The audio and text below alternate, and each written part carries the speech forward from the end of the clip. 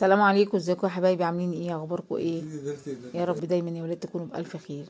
ان شاء الله هنعمل مع بعض كده طريقه الايه الفراخ المشويه في الفرن، في فرن البوتاجاز. لكن دي مش الخلطه دي يا ولاد، مش هنستعملها للمشويات عشان هقول لكم ايه السبب دلوقتي. بصوا يا حبايبي، احنا هنا حطينا بصلايه، ليمونه، قرن فلفل اخضر، طماطمايه، بس كده.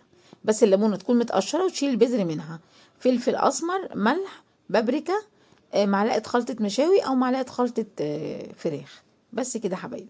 وهنحط هنا حوالي 3 معالق من الخل، ومعايا معلقتين كبار من العسل الاسود. عسل اسود، ما تقلقيش خالص، العسل الاسود هيبقى حلو جدا. وخلي بالك انا حطيت ليمون وحاطه خل علشان كده، كأن العسل مش موجود. ليه؟ لو عندك دبس رمان اشتغلي بدبس رمان، ما عندكيش دبس رمان حطي عسل.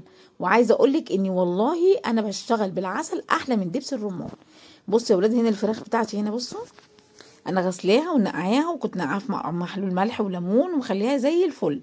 واخر حاجه هنا بصوا بفتحها، انا قاطعه الورك 2 يا ولاد، وقاطعه الصدر 2. وهنا بقى ايه برضو بفتحها عشان تشرب من التتبيله الجميله بتاعتنا دي يا ولاد. بصوا اهو، طبعا زي ما انتوا شفتوا كده، كل اللي احنا حطيناه في الخلاط ده وضربناه في الكبه بتاعه الخلاط بالشكل ده اهو، هنزل بيه على الفراخ. وايه بصوا، مش هستكفى لحد كده، لا لازم بايدي كده الفتحات اللي انا عاملاها في الفراخ ادخل فيها اللي هو التتبيله اللي انا عاملاها دي.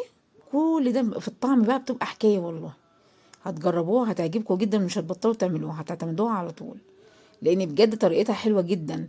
بس يا ولاد بقى ملحوظه مهمه انا عايزه اقولها لكم، الفراخ دي بقى ايه نظام ايه، فراخ مشويه في الفرن يا ولاد. لكن لو انت هتعملي الفراخ هتشوي على الفحم يا حبيبتي، ما دي الخلطه دي ما تنفعش الفراخ المشويه على الفحم، لان دي عليها عسل. لو انت هتعملي كده ممكن تعملي الخلطه كلها ما عدا العسل خالص. العسل عشان تدخليها الفرن، لان العسل بيخليها بصي كانها في مشويه على الفحم. بصوا يا حبايبي بالطريقه دي، خدت غلوتين 3 على النار اهو بالشكل ده. وبعد كده هدخلها الفرن. بصوا يا اولاد، لو واحده طبعا، بصوا لو واحده، لو عايزه بس اقول لكم الاول حاجه، انا خرجت الصينيه هنا، كانت قربت بقى خلاص ايه على وشك ان هي خلاص، بس لسه شويه. شايفين اللون ده؟ لا لسه شويه.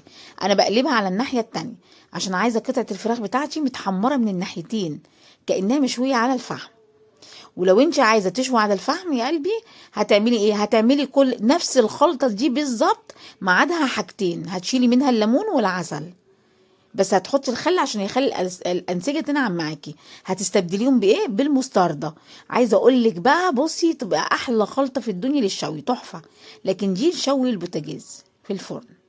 يلا حبايبي، ربنا يحسن ما بين ايديكم حبايب قلبي، وتعملوها ان شاء الله وتعجبكم، وهتعتمدوا الطريقه دي لانها بجد طريقه تحفه. ولو عندك عزومه ولا حاجه تبهري المعازيمك بيها. يلا حبايبي، سلام عليكم، ربنا يحسن بين ايديكم.